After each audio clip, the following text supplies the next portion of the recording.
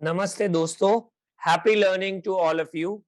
Next video जो है again, क्योंकि अब थोड़े से थियोरेटिकल टॉपिक्स आ गए तो हमने हमारा पुराना पार्ट स्टार्ट कर दिया है कि हम इसको छोटे छोटे पार्ट्स में डिवाइड कर रहे हैं।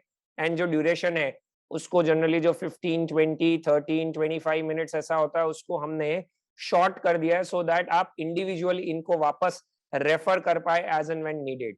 जो हमारा नेक्स्ट टॉपिक है वो है ड्यूरेशन ऑफ अ पोर्टफोलियो और उसकी क्या लिमिटेशन है। अभी तक हमने जो ड्यूरेशन देखे, चाहे जो भी बोल दो उसको, मैक्यूलेज, मॉडिफाइड, इफेक्टिव, की रेट ड्यूरेशन, वो सब थे इंडिविजुअल बॉन्ड्स के ड्यूरेशन, राइट। लेकिन हो सकता है कोई एक portfolio of a bond hold कर रहा हो, तो उसका रिस्क, उसका ड्यूरेशन कैसे कैलकुलेट करेंगे। तो उसके लिए दो अप्रोचेस मेंशन्ड है। पहला यह है कि आपका जो बॉन्ड का पोर्टफोलियो है उसमें फर्स्ट ईयर में कंबाइंड कूपन्स कितने आ रहे हैं, सेकंड ईयर में कितने आ रहे हैं, थर्ड ईयर में कितने आ रहे हैं, ऐसे सारे कैश फ्लोज एक तरफ रख दो और सामने क्या कर दो, सामने आप बेसिकली बॉन्ड का या पोर्टफोलियो का ओवरऑल वैल्यू रख दो, ठीक है। और उसमें आपने क्या कैलकुलेट कर लेना है, आईआरआर, करेक्ट। तो मतलब इफेक्टिव बेस आपका मिल गया है। अब उसमें अगर परसेंटेज चेंज ला रहे हो तो कितना इंपैक्ट आएगा, तो उसके कैश फ्लोज वही रहेंगे लेकिन आपके आईआरआर में क्या इंपैक्ट आएगा वो। ये मेथड थियोरेटिकली सही है बट प्रैक्टिकली इतना ज्यादा यूज नहीं होता, बिकॉज यहाँ पे कैश फ्लो प्रेडिक्शन करना होता है which is not possible for bonds with embedded options. मतलब अगर इंटरेस्ट रेट एक लेवल से कम ज्यादा हुई तो बॉन्ड तो कॉलेबल हो जाएगा, कॉलेबल होगा तो एंड तक हमें कूपन मिलेंगे ही नहीं, क्योंकि वो तो बीच में ही हमें पैसा मिल जाएगा। सो यहाँ पे कैश फ्लोज रख के, बॉन्ड पोर्टफोलियो का टोटल वैल्यू रख के, हमें जो आईआरआर कैलकुलेट करके उसके बाद उसमें अगर हम परसेंटेज चेंज करते हैं तो अगेन कैश फ्लो कितना चेंज हो रहा है, उसके कारण क्या इंपैक्ट आ रहा है, वो इस मेथड में देखते हैं। Not very suitable for bonds with embedded option, क्योंकि वहां पे कैश फ्लो प्रेडिक्शन ही डिफरेंट हो जाएगा। दूसरा क्या है, इंडिविजुअल पोर्टफोलियो, इंडिविजुअल बॉन्ड्स है, उनका ड्यूरेशन हम सबको पता है, निकालना आता है, हमने देखा था। उसको उसके रिस्पेक्टिव वेट से मल्टीप्लाई कर दो। ये ज्यादा यूज होता है रियल लाइफ में, using the duration of individual portfolio bonds, मतलब bond A, bond B, bond C with their respective weights.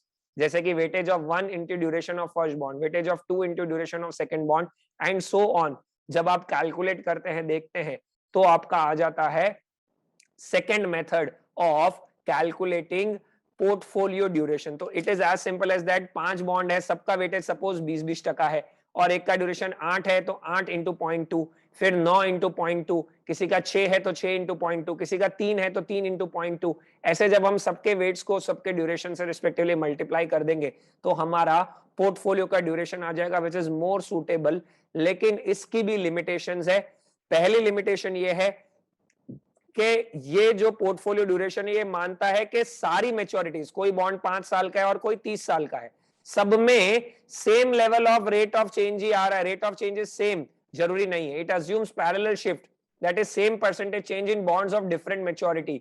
Real life में माइट नॉट बी पॉसिबल, क्योंकि जो शॉर्ट टर्म बॉन्ड्स है और जो लॉन्ग टर्म बॉन्ड्स है उसका इंपैक्ट अलग अलग हो सकता है।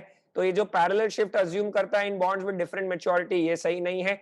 और ये मेथड एक्यूरेट तभी होगा जब छोटे छोटे चेंजेस आ रहे हैं यील्ड में। अगर कोई बड़ा चेंज आ गया यील्ड में तो पोर्टफोलियो ड्यूरेशन उसको इतना अच्छे से अक्यूमुलेट या इतना अच्छे से कैलकुलेट नहीं कर पाएगा। पोर्टफोलियो ड्यूरेशन मतलब duration of a bond portfolio जिसमें मल्टीपल बॉन्ड्स हो। तो दो मेथड हो गए, एक कैश फ्लो प्रेडिक्शन वाला, दूसरा वेटेड एवरेज ड्यूरेशन वाला।